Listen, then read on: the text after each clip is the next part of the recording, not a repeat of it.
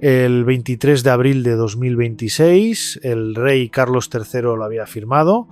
La primera cláusula de la patente eliminaba el tratamiento real, el rango y los patronazgos militares del príncipe Harry, citando una persistente dejación del deber soberano y residencia continuada fuera del reino. Desaparecieron, con un trazo de tinta verde Windsor, las iniciales HRH, la precedencia en los banquetes de Estado y la promesa susurrada de que algún día el duque de Sussex volvería a montar guardia junto al cenotafio.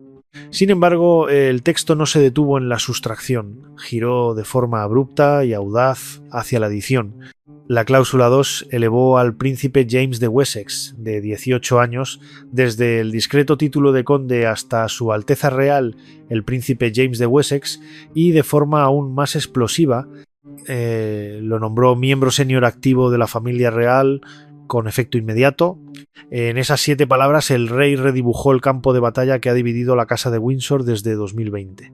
Por primera vez en un siglo el monarca ejercía su antiguo derecho de moldear la línea de sucesión en función del servicio y no únicamente de la sangre. La patente añadía una nueva norma, ya susurrada en círculos constitucionales, como la doctrina de los 183 días. Cualquier descendiente del soberano que no pase la mitad del año natural en suelo británico perderá el honor que antes garantizaba únicamente la sangre. La cláusula cayó como un ataque de precisión. No expulsaba a los hijos de Harry del árbol genealógico, hacía que la rama se marchitara a menos que sus hojas regresaran al clima británico. Fuentes internas confirman que el secretario privado del rey entregó personalmente un proyecto de ley paralelo al líder de la Cámara inmediatamente después de la firma. De aprobarse, eliminaría a Harry de la lista de 4 consejeros de Estado y colocaría al príncipe James junto al príncipe William cada vez que la corona necesitara un sustituto. Los cortesanos recuerdan que la última vacante en ese consejo ocurrió cuando Eduardo VIII abdicó. El simbolismo es deliberado. Mientras los engranajes legales comenzaban a moverse, un drama más pequeño se desarrollaba tras el cuadrangle. Al mediodía, en una ceremonia no televisada presenciada únicamente por la Household Cavalry y 2 fotógrafos de la corte, el rey colocó la espada damasquinada de los Royal Marines, el mando del que Harry se sentía más orgulloso, en las manos enguantadas del príncipe James. La transferencia se realizó en silencio, salvo por una única frase pronunciada por Carlos cuando el acero tocó el cuero: el deber aborrece el vacío. La expresión ahora resuena en los comedores regimentales como un nuevo lema. La historia pública, por supuesto, aún está por contarse. Los responsables de prensa del palacio han preparado el habitual comunicado minimalista, pero eso no contendrá el temblor que ha recorrido a todos los observadores reales. La corona ha decidido recompensar la lealtad con poder y dejar que el exilio se desgaste bajo el sol californiano. Harry puede dominar los programas de entrevistas. James ahora cortará cintas en hospitales, saludará en campos de desfile y se arrodillará junto al monarca en el día de la Commonwealth. El contraste no podría ser más claro. La rebelión retransmitida, la obediencia entronizada. Los opositores gritarán que se trata de alquimia constitucional, pero Carlos apuesta a que el precedente favorece la audacia. Cuando Jorge V limitó el rango principesco en 1917, el Parlamento aplaudió la modernización. Los asesores del rey creen que el país recibirá esta patente del mismo modo, como una poda necesaria para impedir que el viejo árbol colapse bajo su propio peso. Y si los estudios estadounidenses, las plataformas de podcasts y las editoriales de memorias sufren daños colaterales, que así sea. La monarquía británica considera los ingresos basados en la celebridad como un disolvente que corroe sus cimientos. Esta noche las luces permanecerán encendidas hasta tarde en Montecito. Mañana arderán en el Palacio de St. James durante una reunión de emergencia del Consejo Privado, donde se presionará el sello de la patente y se leerá por primera vez el proyecto de ley que permitirá a James convertirse en consejero. Si la Cámara de los Comunes da su aprobación a comienzos del verano, la autoridad legal de Harry dentro del Reino Unido se evaporará más rápido que el rocío del desierto. Una firma, 2 destinos, un príncipe deshecho, otro príncipe revelado.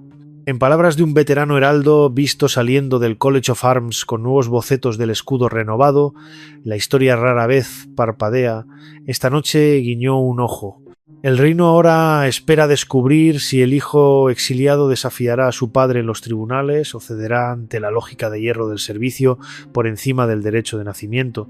5 horas después de la firma del rey, al amanecer, un convoy de Jaguars verde oscuro avanzó por The Mall en dirección al Palacio de St. James.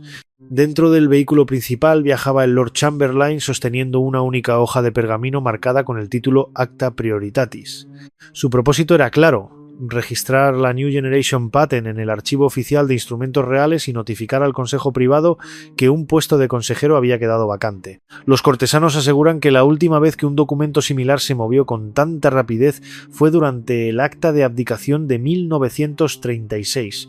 El simbolismo era intencional, un recordatorio silencioso de que la preferencia cede ante la preservación. Mientras la caravana avanzaba lentamente frente a Clarence House, los corresponsales reales se apresuraban a descifrar el cambio sísmico. La primera filtración llegó a Fleet Street a las 09:17. 2 minutos después, la BBC interrumpió su programación habitual para confirmar que los patronazgos militares de Sussex habían sido reasignados. No revocados, no suspendidos, reasignados. El matiz era afilado como un cuchillo, nada había quedado en un limbo, todo había sido transferido al joven príncipe que aún saludaba a la Union Flag al amanecer. Al otro lado del Atlántico, la noticia chocó con un amanecer muy distinto. En California, el equipo legal de Harry convocó una conferencia cifrada, repasando opciones que se reducían con cada cláusula de la patente que leían. ¿Impugnar el documento ante el Tribunal Superior? Imposible. Las cartas patentes pertenecen al núcleo irrecurrible de la prerrogativa real. ¿Exigir un debate parlamentario? Inútil. La Cámara de los Comunes no puede otorgar títulos que la corona ha decidido negar. Finalmente, los asesores se aferraron al único campo de batalla restante, la opinión pública. Pero incluso ese camino parecía rodeado de alambre de púas.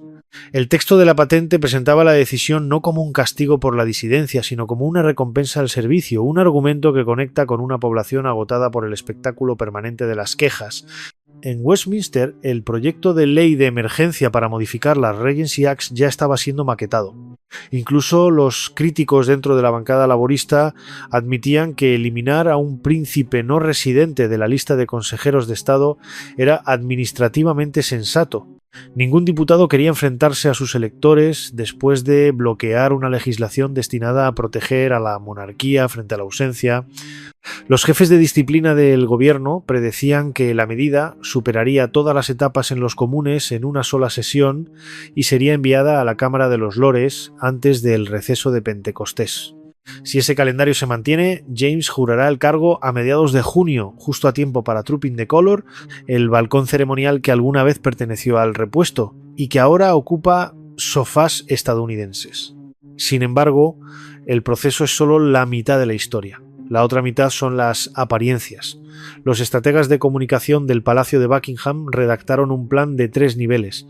Nivel 1. Publicar una fotografía de James con uniforme verde militar inspeccionando reclutas en Limestone Commando. Nivel 2. Difundir imágenes del rey y del príncipe de Gales discutiendo iniciativas de salud mental para veteranos, una referencia sutil a proyectos que antes encabezaban los Sussex. Nivel 3. El golpe maestro. Invitar a la prensa internacional a cubrir la inauguración de una nueva ala de rehabilitación en Headley Court por parte de James, financiada por un fideicomiso que absorbió discretamente lo que quedaba de la ya obsoleta fundación benéfica de Harry. Cada imagen grabará una única conclusión en la mente del público. La continuidad tiene un nombre y ese nombre no se pronuncia en Montecito. Tras los muros del palacio se dice que el joven príncipe se muestra tanto eufórico como prudente. Amigos de Gordon Stone describen meses de entrenamiento acelerado en protocolo, historia constitucional y el arte del patronazgo benéfico. Corre 10 kilómetros antes del amanecer, recibe entrenamiento de oratoria después del desayuno y pasa las tardes siguiendo a ayudantes de campo que antes sirvieron a su primo. Testigos dentro de la Household Division afirman que en el instante en que el rey colocó la espada de los Royal Marines sobre sus palmas, la postura de James cambió, menos colegial, más centinela. Mientras tanto, la doctrina de los 183 días se cierne sobre Archie y Lilibet como un reloj en cuenta regresiva. Si desean conservar la elegibilidad latente para futuros honores, deberán trasladarse al Reino Unido antes de que finalice el trimestre de Michaelmas. Fuentes cercanas a la duquesa descartan tal posibilidad como absolutamente imposible, citando preocupaciones relacionadas con la educación y la seguridad. Los abogados del palacio señalan discretamente que esa imposibilidad es precisamente el objetivo. La cláusula transforma la huida del deber en una renuncia elegida por ellos mismos. Sin exilio, sin destierro, solo una decisión, tomada cada día con cada amanecer californiano. No todos dentro de la institución monárquica aplauden la velocidad de los acontecimientos. Algunos cortesanos senior temen que el despliegue vertiginoso pueda reavivar la simpatía hacia los Sussex, presentando al rey como un patriarca despiadado. Sin embargo, incluso ellos admiten que la alternativa, una incertidumbre prolongada, representaba una amenaza mayor. En las monarquías constitucionales la ambigüedad erosiona más rápido que el escándalo. La corona puede sobrevivir a las críticas, pero no puede sobrevivir a la confusión sobre quién habla en su nombre cuando el soberano está enfermo o en el extranjero. La New Generation Patent cierra esa puerta de golpe. A última hora de la tarde, un silencio se apoderó de la Long Library en Sandringham, donde el monarca se retiró para leer despachos oficiales. Una sola hoja descansaba sobre la caja roja, un cable del alto comisionado canadiense aplaudiendo la claridad de los recientes ajustes constitucionales y solicitando una gira real encabezada por el príncipe James la próxima primavera. Según informes, el rey sonrió, dobló el papel una sola vez y respondió con tinta azul: «Organícese a la mayor brevedad». Una sola invitación bastó para demostrar que la apuesta estaba funcionando. Los aliados en el extranjero habían recibido el mensaje. La casa de Windsor no se está reduciendo, simplemente está podando madera muerta para permitir que las ramas verdes asciendan. La noche cayó sobre Londres, acompañada por el sonido amortiguado del relevo de guardia del palacio. En Montecito, equipos de televisión se instalaron frente a una entrada que permanecía obstinadamente cerrada. Los productores esperaban furia, lágrimas, cualquier imagen capaz de rivalizar con las fotografías que pronto mostrarían a un joven príncipe aceptando su nueva comisión. Pero tras la verja solo había silencio. El mismo silencio que resonó en la sala 1844 cuando la tinta se secó y una era terminó. Si la historia rara vez parpadea y esta noche guiñó un ojo, mañana avanzará marchando. La parte 3 seguirá la genealogía legal que permitió a un soberano del siglo XXI ejercer un poder medieval y explicará por qué. Por primera vez desde Jorge V, el público parece dispuesto a aplaudirlo. Para entender cómo un rey del siglo XXI pudo redibujar el mapa de la precedencia con una sola firma, debemos retroceder por los corredores del precedente hasta que las lámparas de gas comiencen a apagarse. La primera puerta se abre en 1917, cuando Jorge V se enfrentó a una monarquía cargada de títulos alemanes y a una guerra que convertía esos adornos en algo peligroso. Su respuesta fue una carta patente que redujo drásticamente el número de príncipes y princesas, limitando el tratamiento a los hijos del soberano, los hijos del heredero y el hijo mayor del heredero. La sangre ya no era suficiente. El servicio al sentimiento público se convirtió en el nuevo eje de legitimidad. Ese documento estableció el modelo que Carlos ahora ha ampliado. El siguiente hito llegó en 1936 con el acta de abdicación. El Parlamento actuó en una sola semana para borrar la autoridad de un monarca que había colocado el deseo personal por encima del deber constitucional. La lección grabada con tinta escarlata en cada informe gubernamental posterior fue brutal y clara. El sentimentalismo no puede imponerse a la estabilidad. Cuando la corona está amenazada, la maquinaria del Estado se mueve a una velocidad que la política ordinaria rara vez alcanza. Avancemos hasta 1953 y la joven reina Isabel II evitó una tormenta similar doblándose sin romperse. Su decisión de conceder Mountbatten Windsor como apellido para sus futuros descendientes varones demostró que la adaptación puede evitar la fractura. Sin embargo, nunca renunció a la prerrogativa de definir los títulos. Cada bautizo, cada boda y cada anuncio desde el balcón del Palacio de Buckingham recordaban a los cortesanos que la fuente del honor brota de una sola pluma. En este contexto, la New Generation Patent es menos una revolución que una culminación. Al fusionar la navaja de poda de Jorge V con el ritmo de emergencia del acta de abdicación, Carlos ha forjado una doctrina moderna de realeza condicional. La cláusula 4 del nuevo instrumento establece que el estatus principesco solo se conserva mientras se demuestre claramente que se impulsa el bienestar del reino. Los juristas señalan que la frase demostrablemente impulsar es la llave maestra. Establece una obligación positiva en lugar de un privilegio pasivo. Los títulos son ahora licencias que expiran cuando no se renuevan mediante un deber visible. Los críticos sostienen que semejante poder debería pertenecer al estatuto y no a la prerrogativa, pero la historia dice lo contrario. La prerrogativa es el antiguo suelo del que brotó originalmente la Constitución. El estatuto poda y da forma a las ramas, pero las raíces permanecen dentro del dominio real. Cuando Jorge V limitó los títulos en 1917, el Parlamento aplaudió en lugar de legislar. La New Generation Patent sigue el mismo camino, invitando al Parlamento únicamente a ajustar la maquinaria práctica, como la lista de consejeros de Estado, mientras deja la esencia del honor firmemente dentro del ámbito real. Entran entonces en escena las Regency Acts, que regulan quién puede actuar por un soberano incapacitado o ausente. Estas leyes exigen que un consejero sea uno de los 4 siguientes adultos en la línea de sucesión domiciliados en el Reino Unido. El domicilio, no solo la sangre, es la clave. Harry cruzó el Atlántico y se quedó. El párrafo 95 de las notas explicativas del proyecto de ley de emergencia, ahora ante los comunes, aclara que domicilio significa presencia física durante más de la mitad de los días del año, salvo que la ausencia se deba a asuntos de la corona. Ese umbral refleja la doctrina de los 183 días incluida en la patente como dientes encajando en un engranaje. Una vez aprobada la ley, incluso un desafío legal exitoso contra la patente no restauraría el puesto de consejero de Harry, porque el estatuto habrá cerrado definitivamente la puerta. Los partidarios dentro de la Cámara de los Lores comparan esta estrategia de doble vía con un puente levadizo y un rastrillo. La patente eleva el puente al eliminar tratamiento y precedencia. El proyecto de ley baja el rastrillo modificando la lista estatutaria. Para atravesar ambas barreras, un demandante tendría que convencer a los jueces de revisar instrumentos de prerrogativa y persuadir a los legisladores de derogar legislación recién aprobada. Los expertos constitucionales consideran que las probabilidades de lograr esa doble victoria son prácticamente inexistentes. Algunos se preguntan si los tribunales podrían encontrar un derecho implícito al título bajo la Human Rights Act. Una vez más, interviene el precedente. En 2018, el Tribunal Supremo sostuvo que los honores pertenecen al ámbito de la alta política y quedan fuera de revisión judicial. La corona puede conceder, negar o retirar honores como considere oportuno, siempre que no exista discriminación prohibida por la ley. Los criterios de servicio no activan ninguna categoría protegida. Con un solo movimiento de jurisprudencia, la patente queda sentada sobre granito. El College of Arms ya ha comenzado a diseñar un nuevo escudo para el príncipe James. El Garter King of Arms fue fotografiado abandonando la Round Tower con una carpeta de cuero azul. Los heraldos confirman que el diseño incorporará los 3 leones de Inglaterra, el Weaver de Wessex y una espada cruzada con laureles que simbolizan la asunción de patronazgos militares.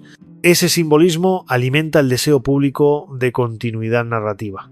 Donde una espada cayó inactiva, otra se alza. Los opositores sostienen que el rey ha abierto la puerta a privaciones arbitrarias, pero la arbitrariedad requiere imprevisibilidad. La patente es explícita, pública y vinculada a un deber medible.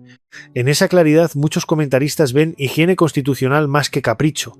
Una monarquía que ya no puede apoyarse en el derecho divino debe apoyarse en un valor público demostrable.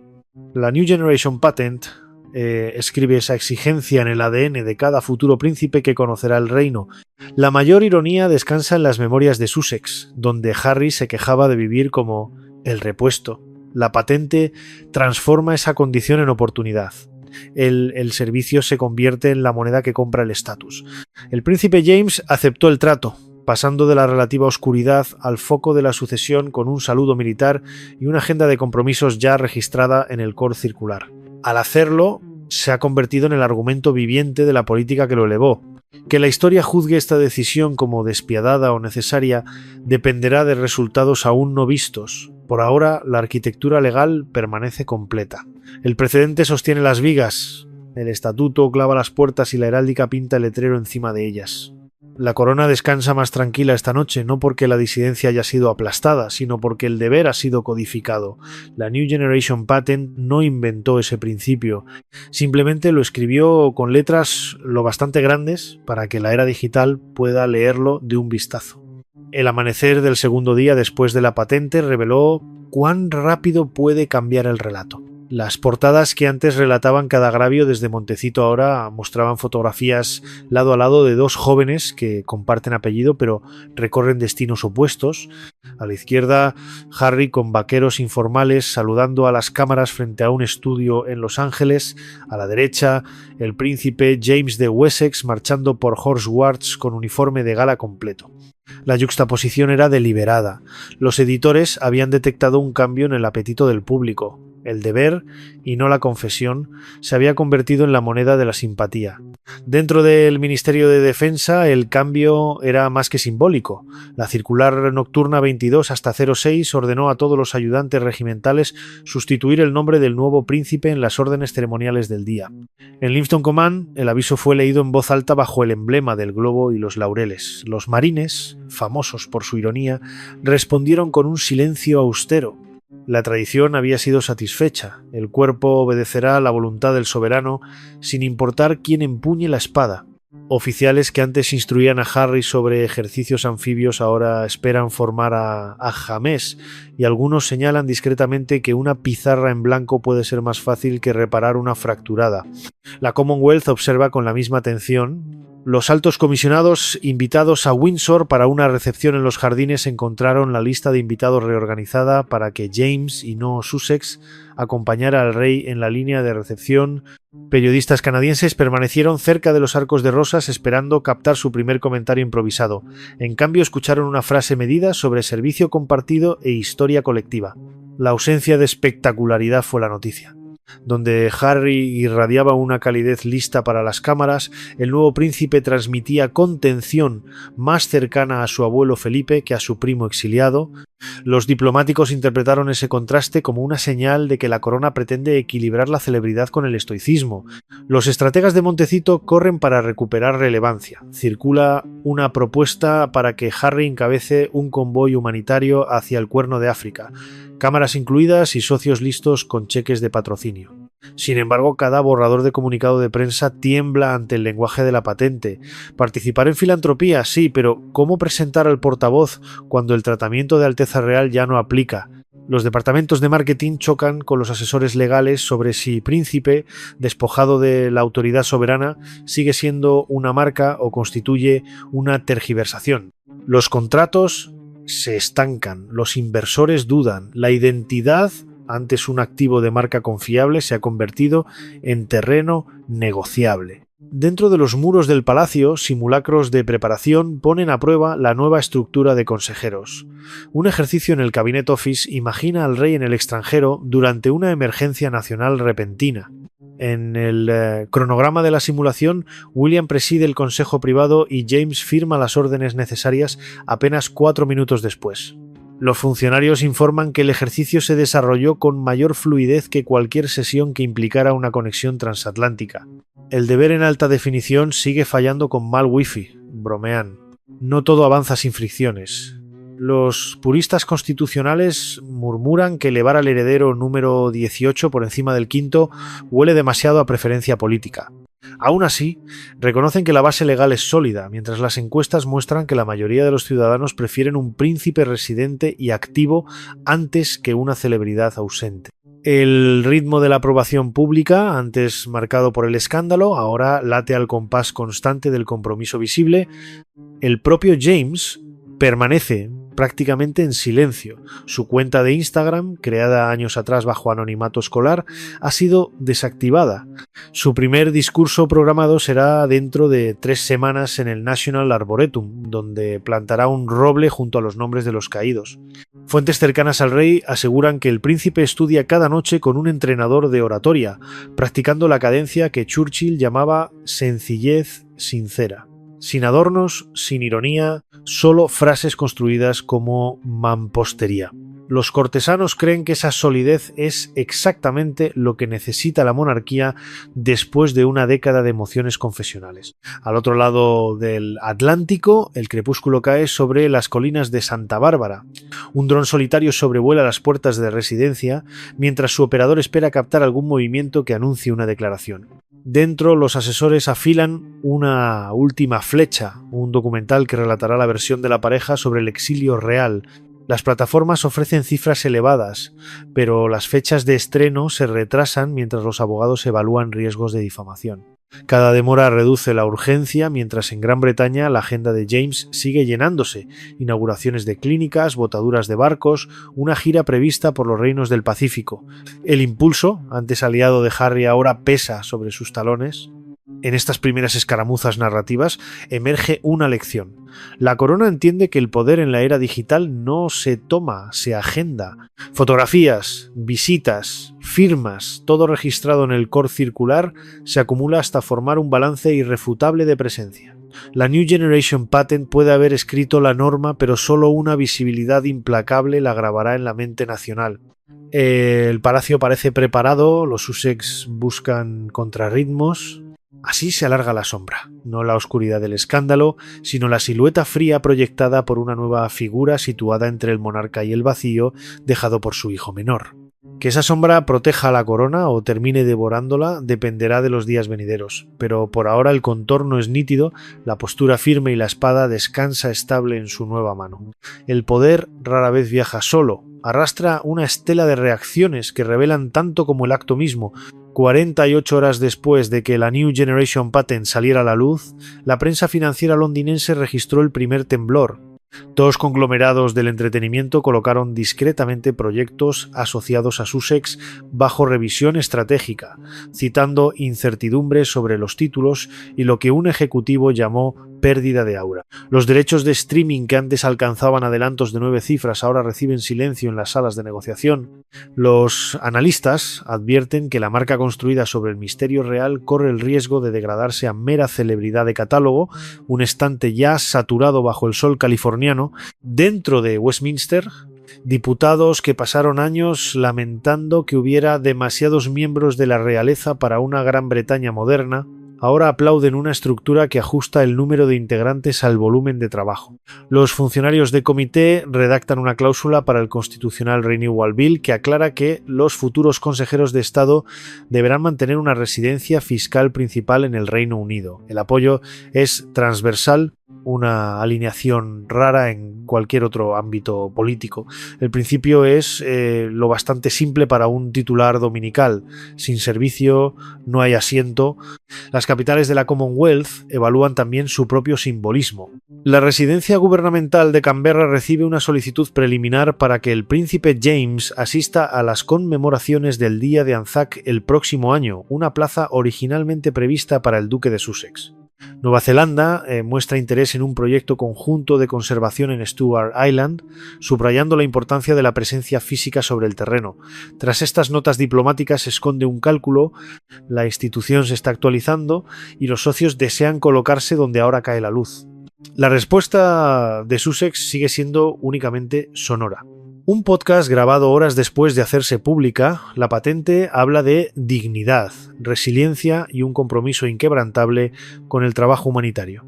El guión evita cualquier uso de tratamientos reales, una retirada lingüística más reveladora que cualquier queja expresada. Sin embargo, personas cercanas sugieren la existencia de un memorando legal que analiza si retirar honores infringe promesas implícitas hechas durante la cumbre de Sandringham de 2020. Los constitucionalistas descartan esa posibilidad. Las promesas, señalan, no son contratos cuando se enfrentan a la prerrogativa real. Aún así, se aproxima una batalla mediática. Según informes, el equipo de la pareja negocia con una cadena estadounidense una entrevista en horario estelar diseñada para coincidir con la primera gira internacional de James. En Windsor la preparación se intensifica. El joven príncipe pasa ahora las mañanas en Marlborough House revisando informes sobre gobernanza de la Commonwealth, las tardes en Pirbright perfeccionando ejercicios de desfile y las noches sentado frente al rey en ensayos sobrios de lectura de despachos oficiales. Los testigos describen el estilo de enseñanza del monarca como firme pero paciente, transmitiendo el arte de la diplomacia de Estado mediante advertencias silenciosas, nunca especular, siempre hechos, y dejar que otros hablen bien de ti primero. En redes sociales comienza a cristalizar una nueva narrativa. Las fotografías de James con uniforme de servicio acumulan comentarios elogiando su modestia, estabilidad e incluso un encanto anacrónico. Más interesante aún es la ausencia de odio virulento. Los trolls encuentran menos oportunidades cuando el sujeto no ofrece confesiones emocionales listas para viralizarse.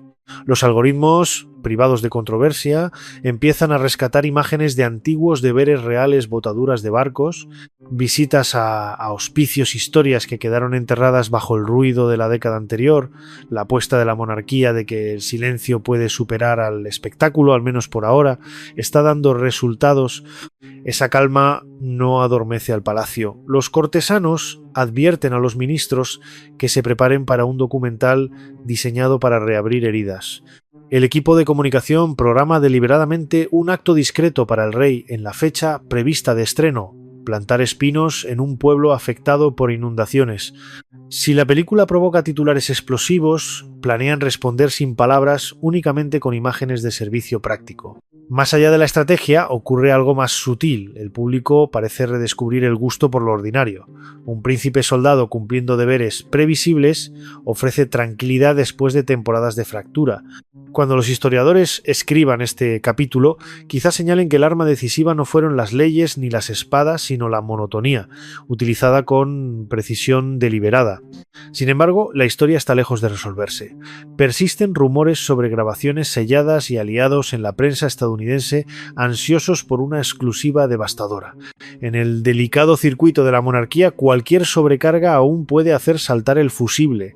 Por ahora, el trono proyecta una sombra recién forjada estable, moldeada por el servicio y la nación observa para descubrir si se convertirá en algo permanente o se romperá bajo el próximo relámpago de la celebridad. La lluvia primaveral de Londres cae sobre la Victoria Tower lavando el ayer de la piedra, pero la New Generation Patent permanece como tinta que se niega a desvanecerse. En las próximas 2 semanas, 3 pruebas esperan a la corona. La primera será la votación en los comunes sobre la enmienda a la Regency Act.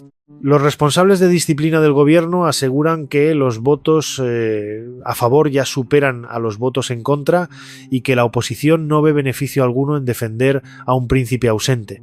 Aún así, el Parlamento es teatro. Un solo discurso afilado podría desencadenar una rebelión entre los diputados de base. Los asistentes del palacio han preparado informes de contingencia, pero la confianza sigue siendo alta en que la medida avanzará sobre los mismos raíles engrasados que llevaron adelante el proyecto de abdicación 9 décadas atrás. La segunda prueba será emocional más que procesal: la presentación del escudo de armas del príncipe James. La heráldica es magia lenta, un espectáculo de colores y símbolos que incrusta el relato más profundamente que cualquier comunicado. Cuando el College of Arms eleve el blasón sobre el Palacio de St. James, el público verá la espada cruzada y los laureles marinos, el Wyvern de Wessex y el roble abierto que representa servicio sin espectáculo.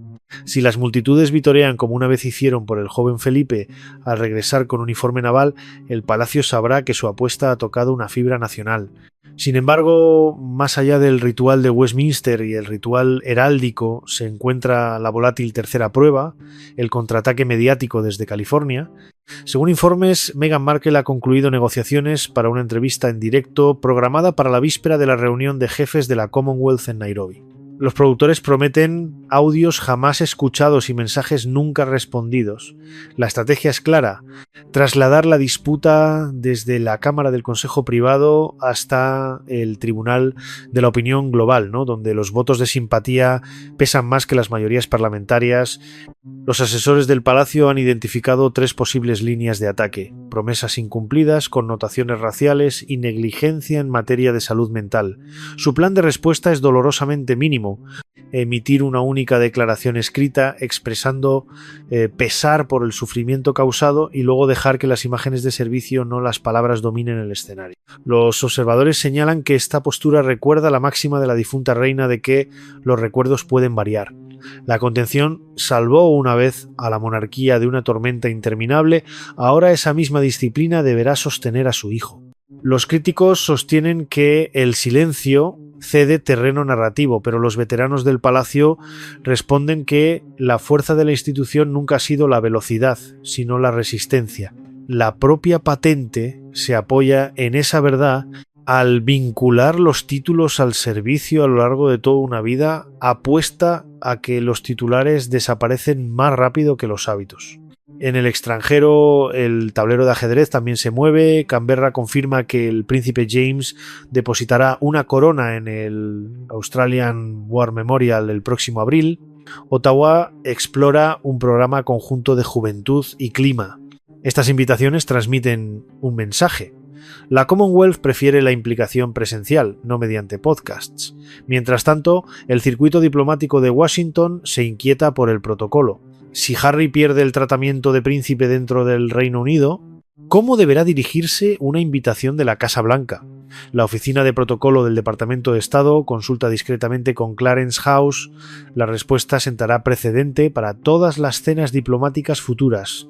En medio de estas maniobras, las apuestas personales se intensifican. Amigos cercanos aseguran que Harry siente menos el golpe por la pérdida económica que por el silencioso vacío del papel que ocupaba. Ningún regimiento que visitar, ninguna copa de polo con su escudo, ningún lugar automático junto al féretro de su padre en un futuro funeral de Estado. La identidad se reduce cuando la ceremonia desaparece. En contraste, James entra en habitaciones antes prohibidas por la jerarquía, reuniéndose con generales que ahora lo saludan y funcionarios que ahora le informan sobre presupuestos y ayuda bilateral. Más allá de los nervios propios de su juventud, parece comprender el intercambio sagrado, privacidad sacrificada a cambio de propósito. ¿Y qué ocurre con la propia monarquía? En el espacio de un solo documento ha esbozado un plano para la era posterior al reality show, menos voces, deberes más claros, títulos entendidos como verbos y no como sustantivos.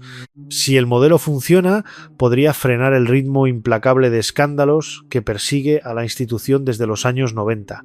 Si fracasa, fracasará públicamente y la corona cargará con el costo de haber enfrentado a un hijo contra otro. Pero cada reinado elige su punto de inflexión. Carlos ha elegido la responsabilidad basada en residencia y trabajo, apostando a que los británicos modernos prefieren una realeza con manos curtidas antes que coronas intactas. La lluvia disminuye sobre Westminster. Mañana se reunirá la Cámara de los Comunes, los heraldos mezclarán pigmentos y los equipos de televisión calibrarán lentes a 6.000 kilómetros de distancia. Entre cada acontecimiento existe un único hilo conductor, el servicio. Si ese hilo resiste, la patente se convertirá en el prólogo de un capítulo más silencioso. Si se rompe, el rugido de la celebridad aún podría ahogar el lento tambor de la ceremonia. Por ahora, el reino espera, escuchando qué ritmo prevalecerá en el aire del verano.